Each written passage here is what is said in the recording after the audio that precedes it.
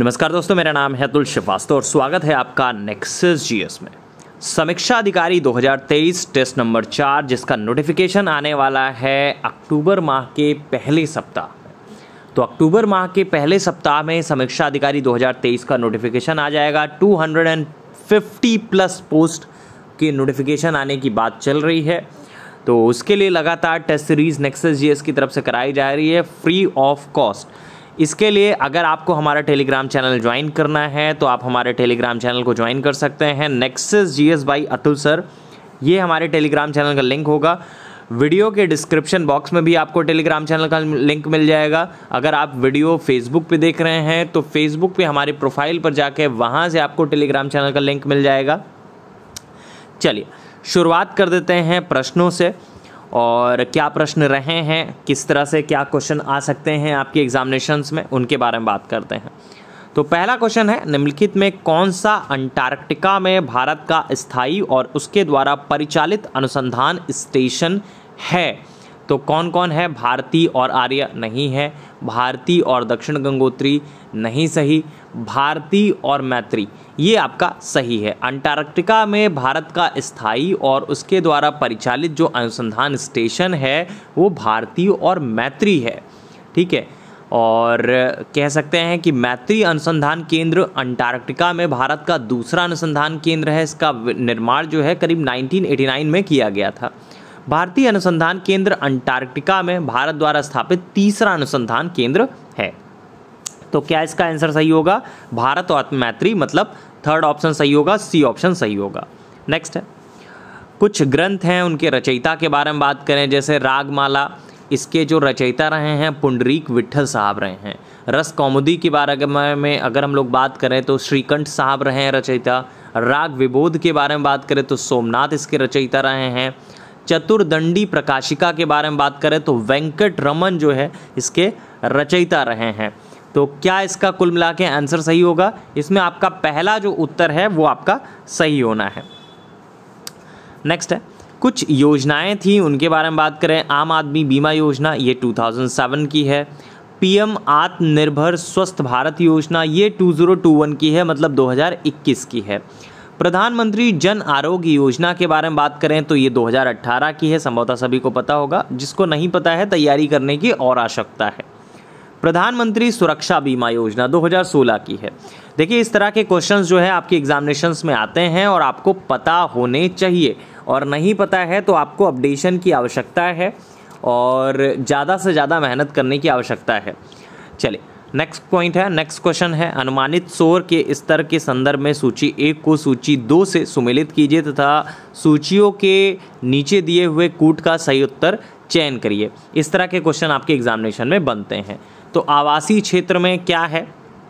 आवासीय क्षेत्र में जो दिन में अनुमानित शोर स्तर होता है वो करीब 55 डेसिबल होता है और रात में करीब 45 डेसिबल होता है, ठीक है।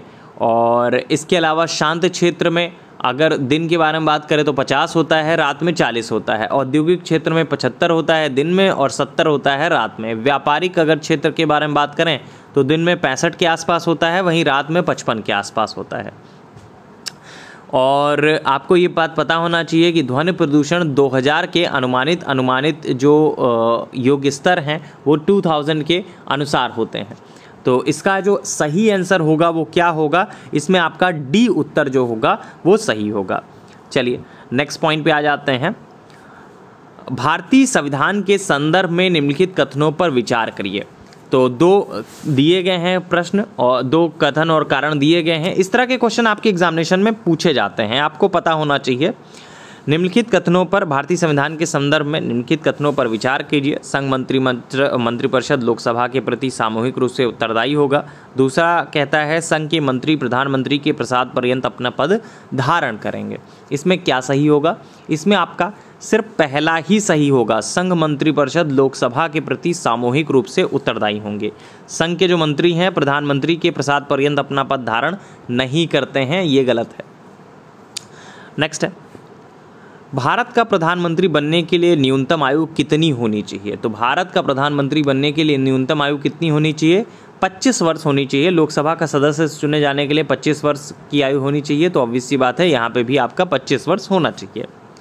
नेक्स्ट है, निम्नलिखित में से किन्होंने अपने राजनीतिक जीवन में भारत के प्रधानमंत्री का पद एक बार से अधिक समानांतर के बाद सुशोभित किया था? जवाहरलाल नेहरू, लाल बहादुर शास्त्री, गुलजारी लाल नंदा, इंदिरा गांधी, अटल बिहारी वाजपेयी। तो 5 ऑप्शन दिए गए हैं, इसमें आपका गुलजारी लाल नंदा सही हो सकता है, ठीक है। इसके अलावा इंदिरा गांधी मैम सही हो सकती हैं, अटल बिहारी वाजपेयी साहब भी सही हो सकते हैं। इनके बारे में अगर हम लोग पूरा डिटेल से बात करें, वैसे इसका तीसरा उत्तर सही होगा, 3, 4 और 5 ये सही होगा। और अगर इसके बारे में हम लोग डिटेल से बात करें तो जवाहरलाल नेहरू साहब के प्रधानमंत्रित्व काल में समयान्तराल तो नहीं था।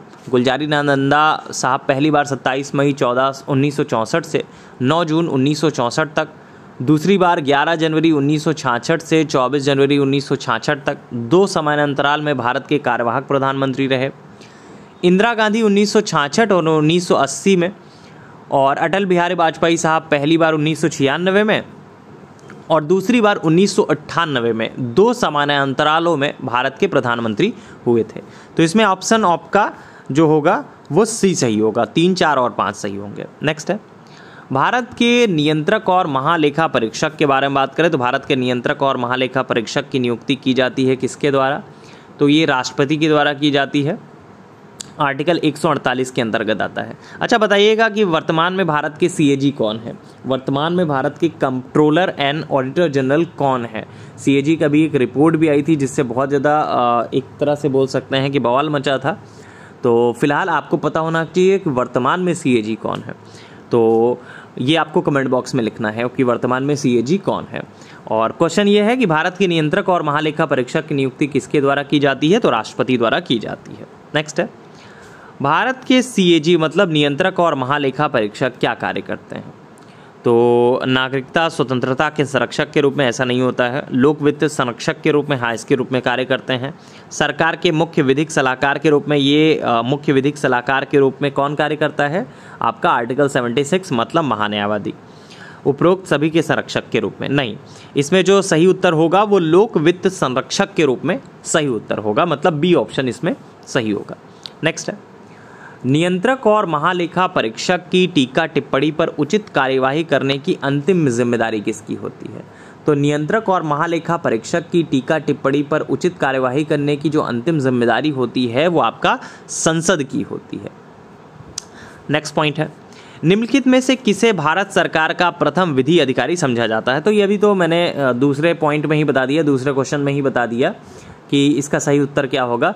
निम्नलिखित में से किसे भारत सरकार का प्रथम विधि अधिकारी समझा जाता है? तो महान्यायवादी साहब को समझा जाता है, अटॉर्नी जनरल को समझा जाता है, आर्टिकल 76 के तहत आता है।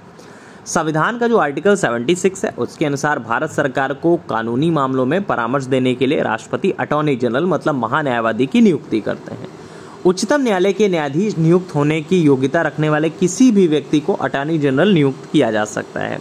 यह भारत सरकार का प्रथम विधि अधिकारी होता है और राष्ट्रपति के प्रसाद पर्यंत अपना पद धारण करता है। तो टोटल 11 क्वेश्चन थे। 11 क्वेश्चन में आपके कितने क्वेश्चन सही हैं ये आपको बताना है कमेंट बॉक्स में, और दूसरा ये बताना है कि वर्तमान में सीएजी कौन है, वर्तमान में आपका जो महान्यायवादी हैं वो कौन है, अटॉर्नी जनरल ऑफ इंडिया कौन है और वर्तमान में सीएजी कौन है। 2 प्रश्न आपको बताने हैं। रुद्रा बैच स्टार्ट हो चुका है 21 अगस्त 2023 से समीक्षा अधिकारी 2023 के लिए। इस बैच को ज्वाइन करने के बाद आपको अलग से कुछ भी पढ़ने की आवश्यकता नहीं है, और ये रुद्रा बैच का ही टेस्ट सीरीज़ है जो लगातार यूट्यूब पर फ्री ऑफ कॉस्ट आपको प्रोवाइड किया जा रहा है। अगर आप चाहते हैं तो फ्री ऑफ कॉस्ट लगातार मेहनत करते रहिए, लगातार टेस्ट देते रहिए, और उस टेस्ट से आपको ज़्यादा से ज़्यादा बेनिफिट भी होगा। चलिए फिलहाल के लिए इतना ही। Thank you so much.